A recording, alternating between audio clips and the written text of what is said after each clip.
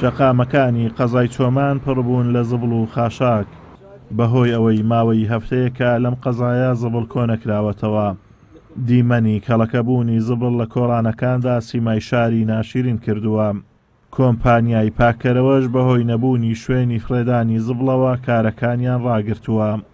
زبڵ و خاشاک شەشی نەشیر ناشیاوە، هەموو تووشی ئەو خەڵکە تووشی نەخۆشەوی. ئەگەر ئەوێش لێ مەرەخینی ئەتوانن جێگایکی ببینەوە بە پارە چاپ بکەن، علاجی لەو خەڵکەی بکەن، نابی ئەو زبڵ و زاڵە لەو بازاڕی بکەوی. شەشی ناشیاوە، شەشی نەشیر نا. حکوومەت حەقە خەمێک لە وەزعی بخوات، بە تایبەتی کە ئەرکی هەرە سەرەکی حکوومەتەوەی سایکل بینێک دابنێت، شوێنێک دابنێت کە ئەو کەلوپەلێکا مینێتەوە پاشماوەی ناو ماڵانە، پاشماوەی بازارەکانە لە ناوی بەت.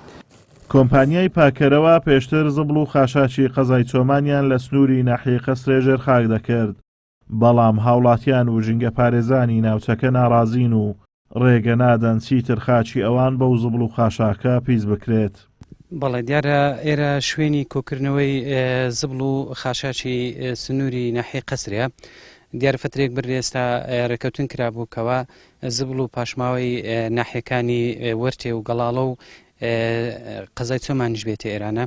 ئەوەش نیگەرانی خەڵکی لێکەوتەوە لەبەرەوەی پێمان وایە خەڵکی قەسرێ کە ئەو شوێنێکی گونجاونی بۆ کۆکردنەوەی پاشماوە نەک بۆ هەموو ناحیەکان و بۆ قەزای چۆمان بەڵکو بۆ خودی قەسرش، چونکە ئێرانە شوێنێکە کە منتیقەیەکە کە بای لێدێ کە بای دێ ئەو پاشماوەی لێرانەیە دیان هینیتە ئەو منتیقانە بڵاویان نکاتەوە و هەروەها هەندێک جار ئاگریشی لێ ئەکەویتەوە دووکەڵ و بۆنێکی زۆر دێت لۆ ناو خەڵکەکەی.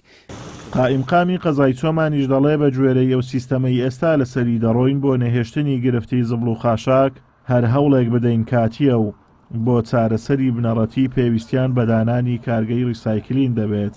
خۆی بوونی زبڵ و خاشاک بە شێوەیەکی گشتی لە هەر شار و شارۆچکەیەک لە هەر گوندێک شێشە و گرفتە، شێشە و گرفتی دوا ڕۆژیشە بەڕاستی. بۆیە ئێمە وەکو ئیدارە وەکو ئیدارەی ناوچەکە وەکو قایمقامیت لەگەڵ دەستگا پەیوەنددارەکان و لەگەڵ کۆمپانیای تایبەت لە سەروبەندی ئەوە دانێ شوێنێکی تایبەت بدۆزینەوە لە بۆ ئەوەی ئەو گرفتە چارە بکرێتن. هەرچەند هەر گرفتێک وەکو بەژێری ئەو سیستەمی کە ئێستا کە لەسەری دەڕۆن هەر کاتیە. بۆیە پێویستی ئەوەمانەیە کە بابەتی ڕیسایکلینگ بێتە گۆڕێ.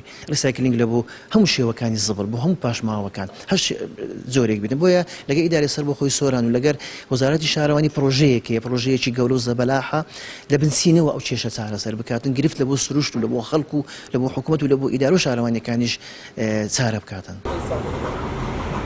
زبڵ و خاشاک ڕۆژ لە دوای ڕۆژ زیاتر کەڵەکە دەبێت و چارەسەر نەکردنی بە شێوەیەکی زانستیانە هۆکارە بۆ پیسبوونی خاک و ژینگە و لە داهاتووشدا کاریگەریانەرێنیەکانی زیاتر لەسەر ژینگەی کوردستان دەردەکەون.